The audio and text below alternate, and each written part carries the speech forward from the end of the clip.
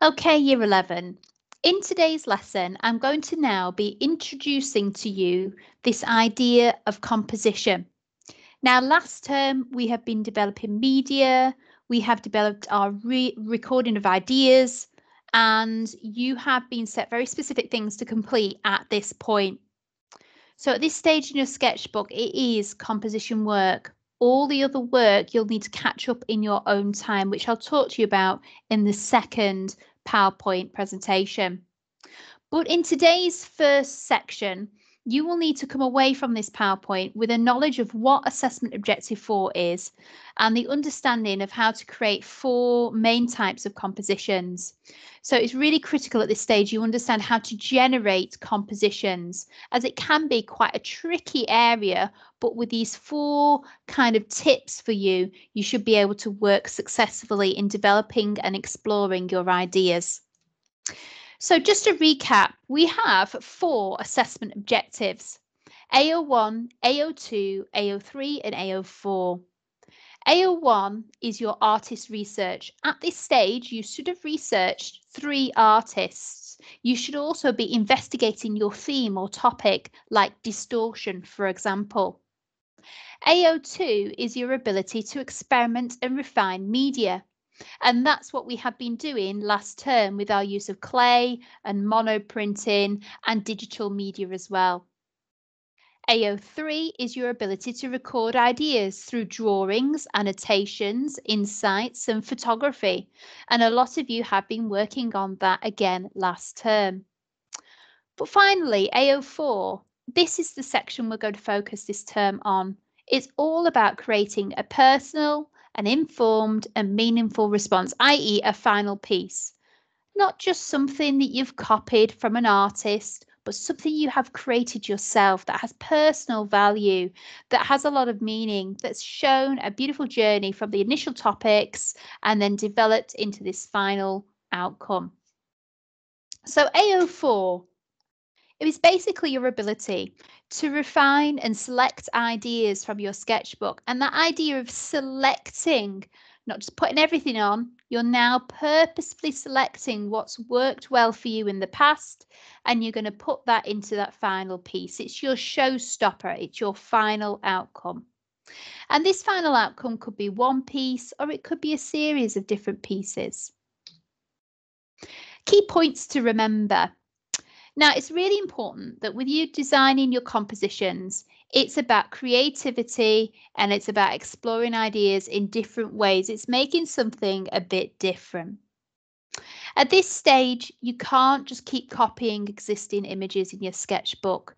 What you need to start doing, like I said before, is selecting what ideas you like. So look through your sketchbook. Pinpoint the bits that you like. Well, that was really successful. I like that. This worked on this page. Select bits from the artist's work that you like. I was really inspired by this artist's piece of work, or by this artist's use of background, or by this artist's use of colour or line, pattern or form. Select the media that you are good at and have already explored in your sketchbook. So don't just suddenly for your final piece say, I'm going to do textiles, when you haven't explored that previously in your sketchbook. So it's really important to develop some media that you are good at, and that's what we did last term. We looked at lots of different types of media. And then in this term, you're going to say, right, you know what, monoprinting was a strength of mine, or photography was, or drawing was, and using that to develop that final outcome. So you've got to be very careful about what you are selecting, what works well for you. It is important at this stage that you don't become attached to your first idea. Right, miss, I've got an idea. This one, it's perfect. It's going to work. Well, that's lovely, but let's have a few other design ideas, because designers and artists worldwide will come up with a range of different compositions, and just the minute checks between each one, the changes between each one, will really help you to develop further compositions. So come up with a range of ideas. Be prepared that, you know, at this stage with its sketching, or it could be very collagey, that it's not going to be perfect. A lot of composition work will be this way at first. So don't become too attached, and it's not going to be that fully resolved work that we've seen previously in your sketchbook. It's going to be very light touch in some places. Don't worry if you try something and it doesn't work. It's not a problem as long as you annotate and say, you know what, composition 3 or composition 4 was an absolute disaster, but this is why. It really didn't do this, or it didn't meet my theme, or I didn't feel it met with the artist's work. It didn't really, satisfy what I'm trying to aim for in this project. So don't worry if something doesn't work.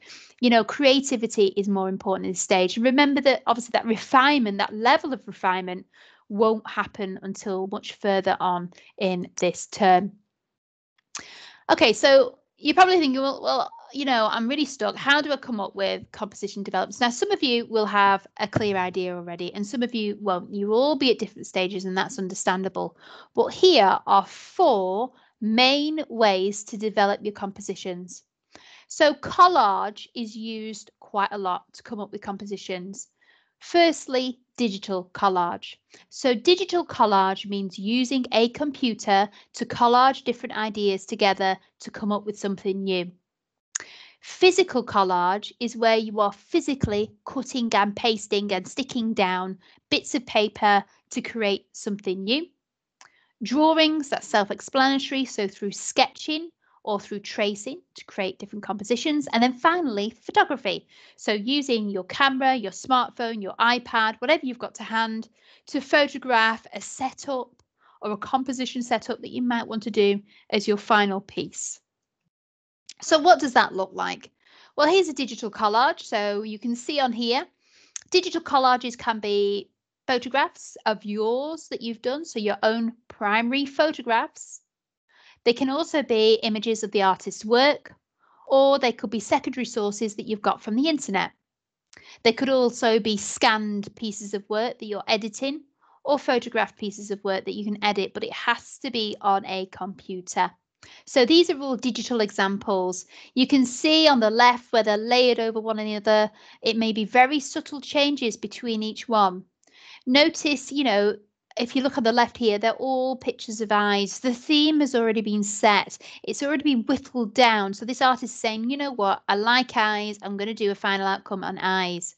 But what you don't see is a load of noses or a load of ears, because they've already at this stage really whittled down. I want to do a final piece. It's going to be roughly around eyes, and you can see that's quite clear in there. There's not a lot of jumping that they make, so it's very sort of concise.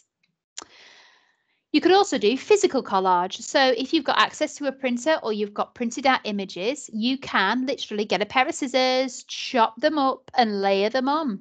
So on this particular sketchbook example, they've got Marilyn Monroe, they've got Audrey Hepburn, they've got Kate Moss, they've placed them on there, and they've collaged different bits and textures and backgrounds and foregrounds around them just to come up with ideas. You can see there's colour swatches in there. It's heavily annotated. So physical collages, if you've got access to a printer, are a really nice way of coming up with further composition developments. The next one, drawings. Now, drawings can be freehand sketching, so you can just sketch with freehand of the ideas that you have. So some of you might automatically know, I want it to look like this, I want it to look like that. Note when you're doing composition developments that these are outlines, very, very, very, very clear outlines, but they're not heavily rendered. They're not finalized. They're not all with, all the 12-point grading shading system on there. There's none of that. It's outlines. It's sketched in. If you've got access to tracing paper, you can also trace different compositions as well and develop them. So drawing is a really good way of coming up with ideas and developing your composition and your layout. Of course, and the final one is photography. Now, some of you are up to maybe your 3rd or 4th photography shoot. And, don't ignore the fact that you can use photography as a way of developing your composition.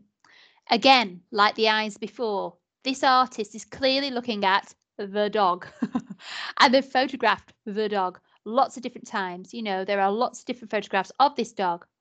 But what's different is in each photograph, they have perhaps changed the background or zoomed in or changed the camera angle or done a close-up shot.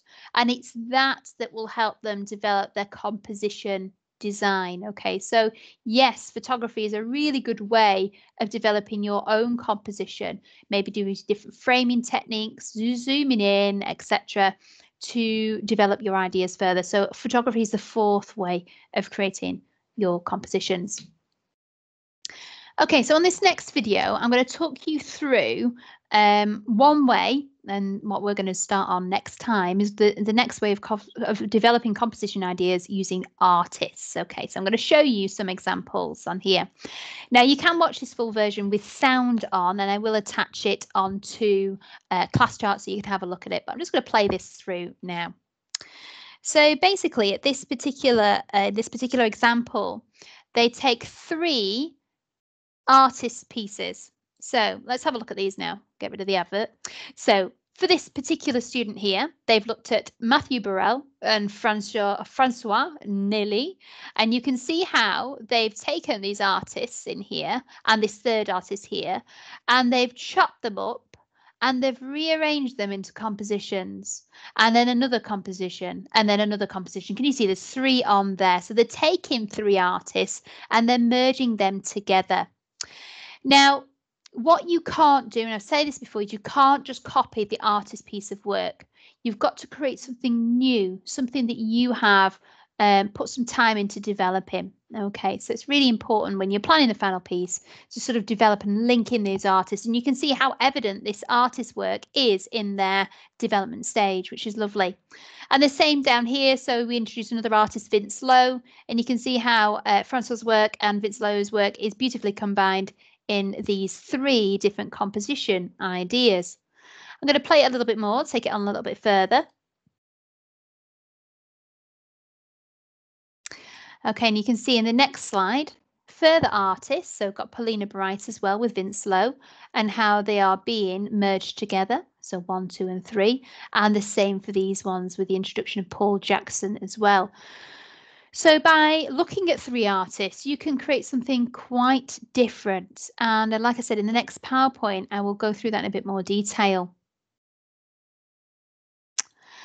Okay, so when you are developing your final responses, you can see here, different composition ideas can lead to a final outcome. They need to have strong links with your artist's work and your theme.